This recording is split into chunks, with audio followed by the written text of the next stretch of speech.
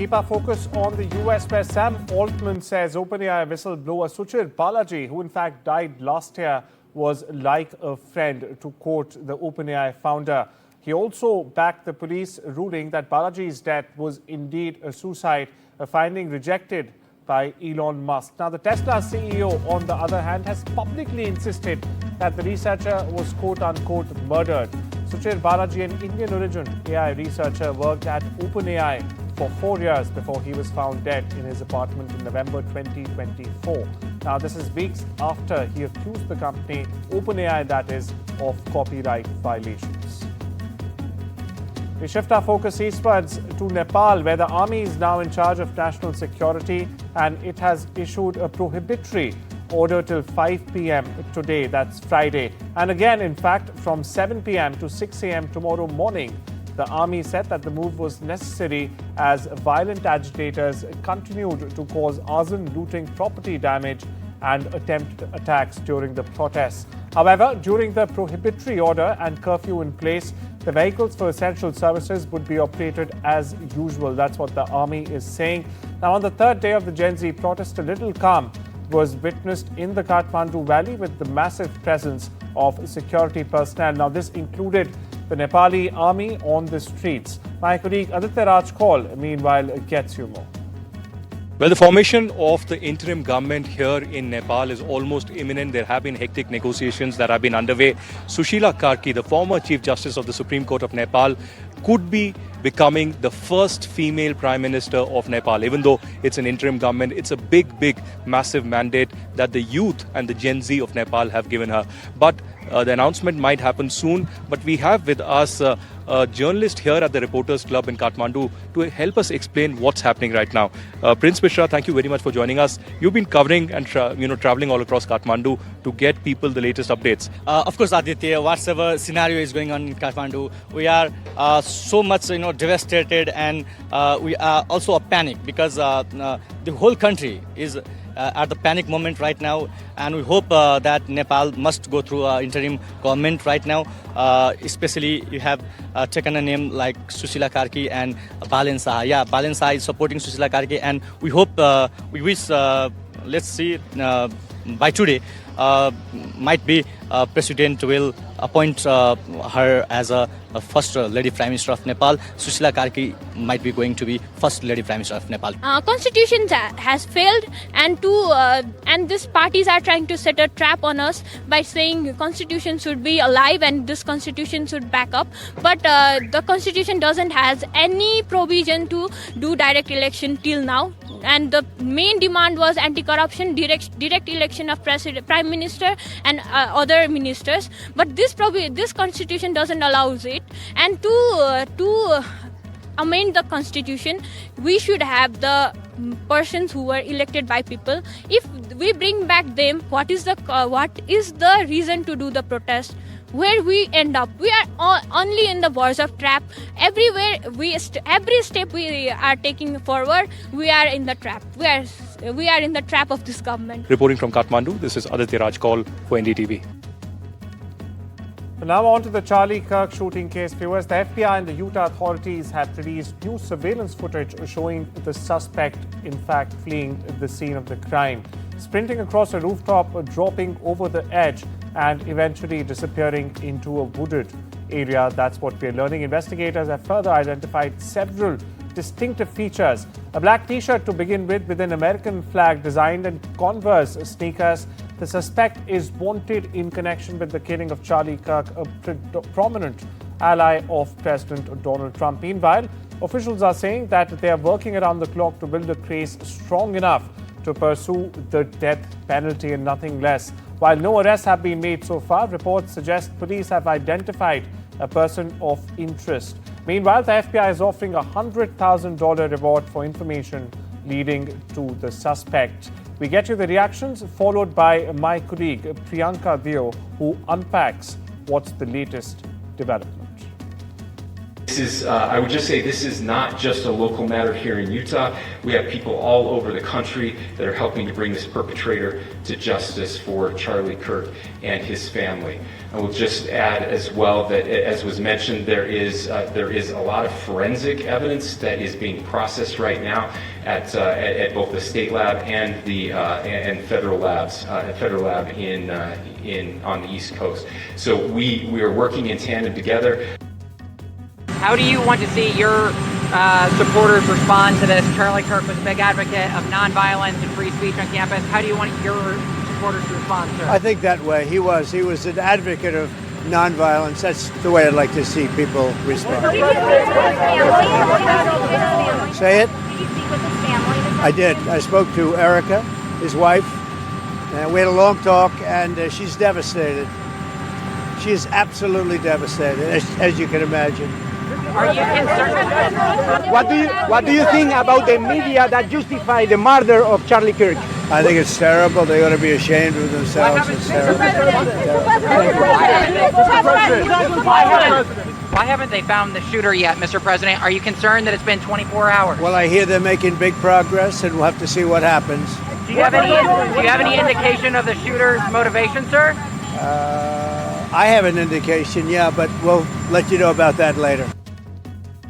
There has actually been a press conference, and it has provided, I would say, critical updates on the ongoing investigation. Of course, we've seen social media posts of JD Vance and Erica holding Usha Vance's hand as they're walking down the plane. But according to this press conference, Special Agent in Charge Robert Bowles emphasized the FBI's commitment to work tirelessly with local law enforcement to identify and apprehend this perpetrator. He's also assured the public that the agency is fully dedicated to resolving this case as well as bringing justice to the affected.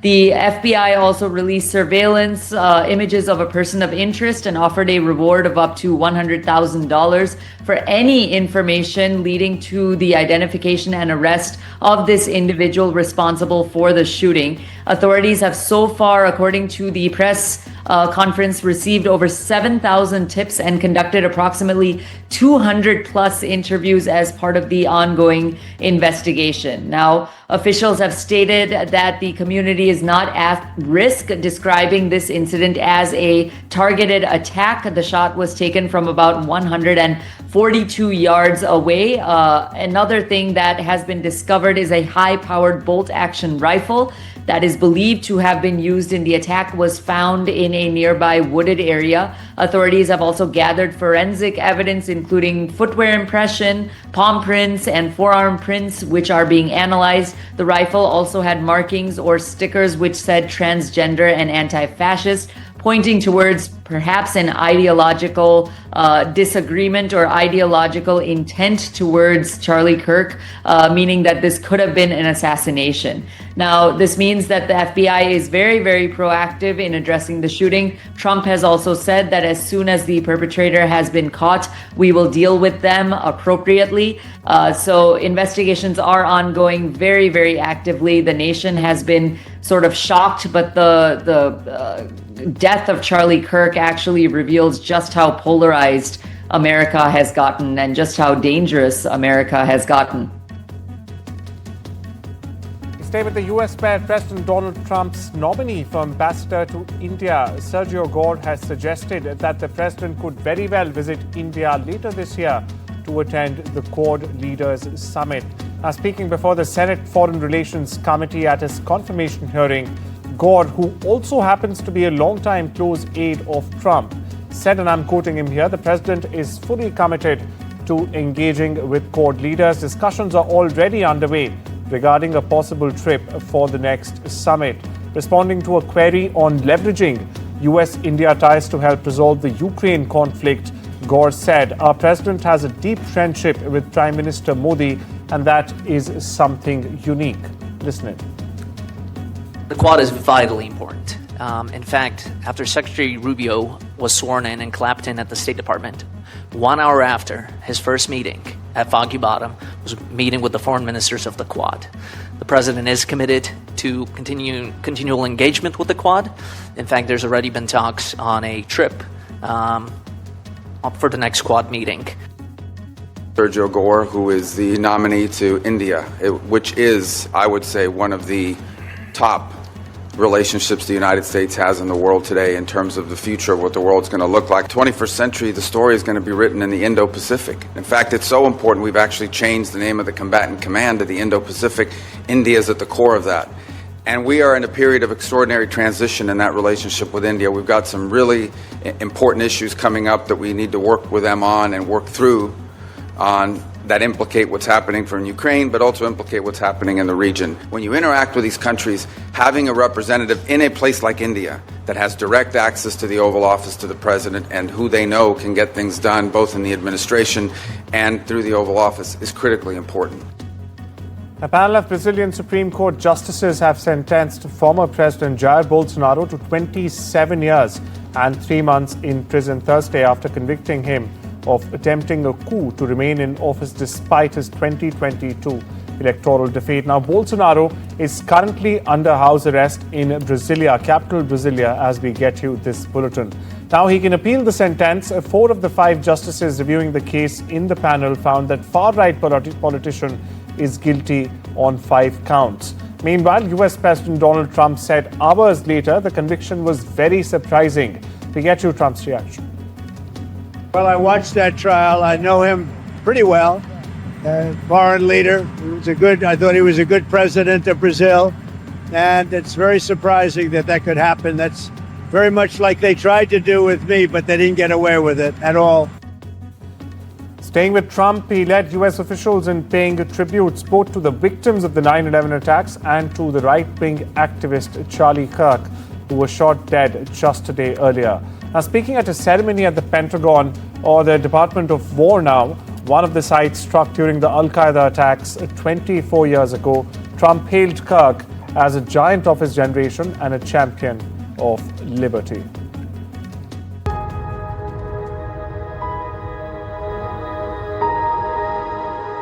Because my husband came home, they found him on the 7th day.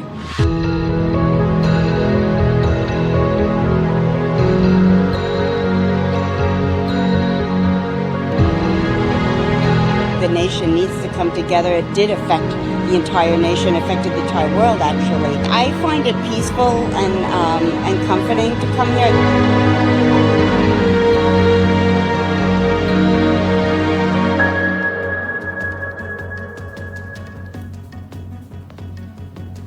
Well, it's another day, another controversy. Who am I talking about? Of course, Donald Trump.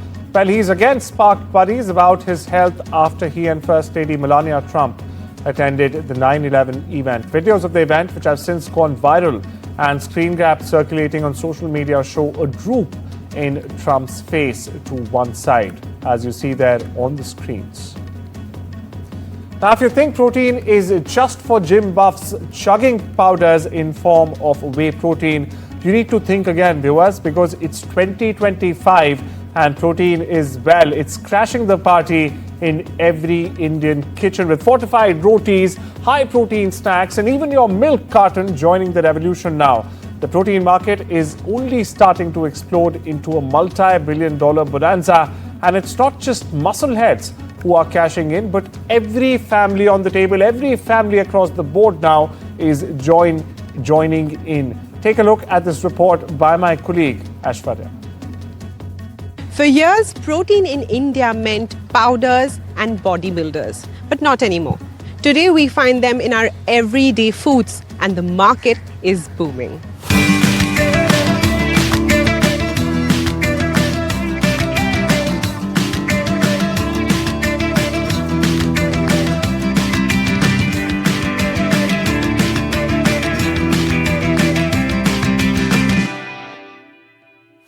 India's protein market is worth $1.5 billion and could touch about $2.4 billion by 2030.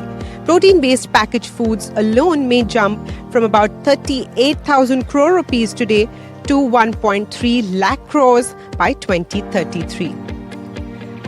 Globally, fortified foods are a $66 billion industry, heading past $100 billion this decade.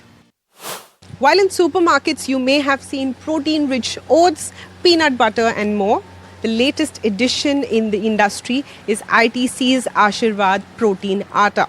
But these products are not alone. They join crowded shelves at retail stores. Amul's high-protein milk, Nestlé's yogurt, as well as protein bars and Tata's millet-based products. A niche that is currently at over 300 crores will balloon up to $4 billion by 2030. There's a very thin line between what FMCG is doing versus, what is actually given to the consumer at the end of it. So some of it is great. Fortified atta, staples, it's great. It's also affordable in comparison. But when you compare protein water to, say, just regular milk, which is way more, cost effective, giving you the same amount of protein, giving you giving you calcium along with it. I mean, I would definitely choose that option over something that's packaged and just sold to us as protein water. The demand is real. Surveys show 73% of Indians are protein deficient. Most consume 60 grams a day against the recommended 1 gram per kilo of body weight. Consumer behavior is now evolving. Once wary of protein-based foods, urban Indian consumers are now calorie counters, label checkers, and also want that little bit of a protein kick, driving that sweet spot of double-digit growth. But do we all really need this kind of a protein boost? Maybe not in mega scoops, but for a nation that is protein deficient, fortified foods could act as a smart option. And well, with that, it's time we step into a short break. Much more on the other side.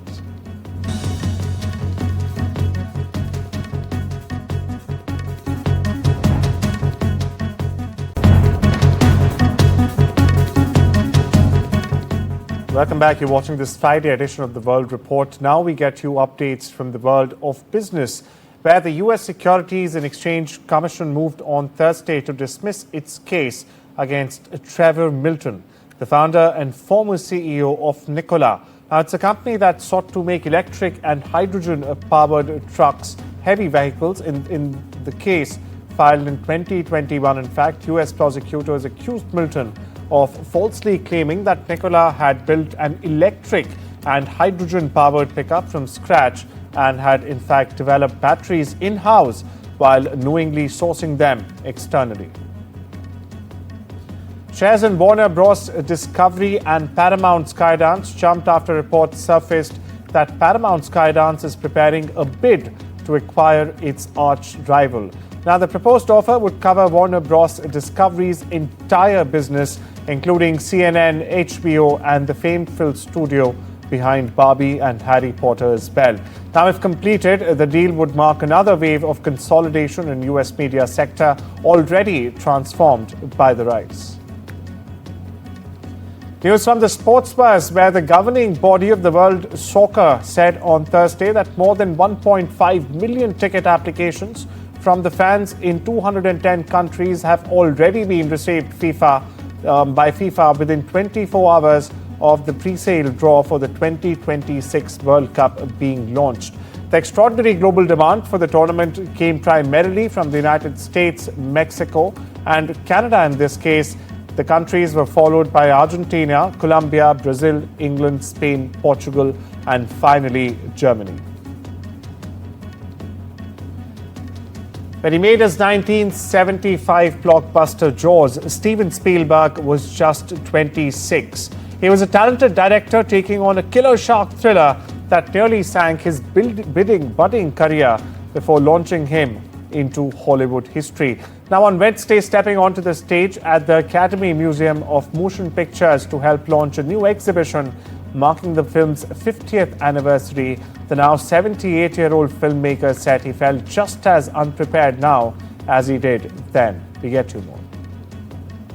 Really was not ready to endure the amount of obstacles that were thrown in our path, starting with Mother Nature, I really thought my hubris was we could take a Hollywood crew, go out 12 miles out into the Atlantic Ocean and shoot an entire movie with a mechanical shark. I thought that was going to go swimmingly. And I had really no idea that the second you tempt Mother Nature and tempt fate, everything starts to conspire against you and us. And it was what you've read about and what the exhibition kind of suggests. This was a real exercise in hubris and futility, but because all of us never wanted to quit, and that was the whole reason we finished the movie. And well, that's all the updates we have for you this Friday on The World Report. Take care and have a lovely weekend.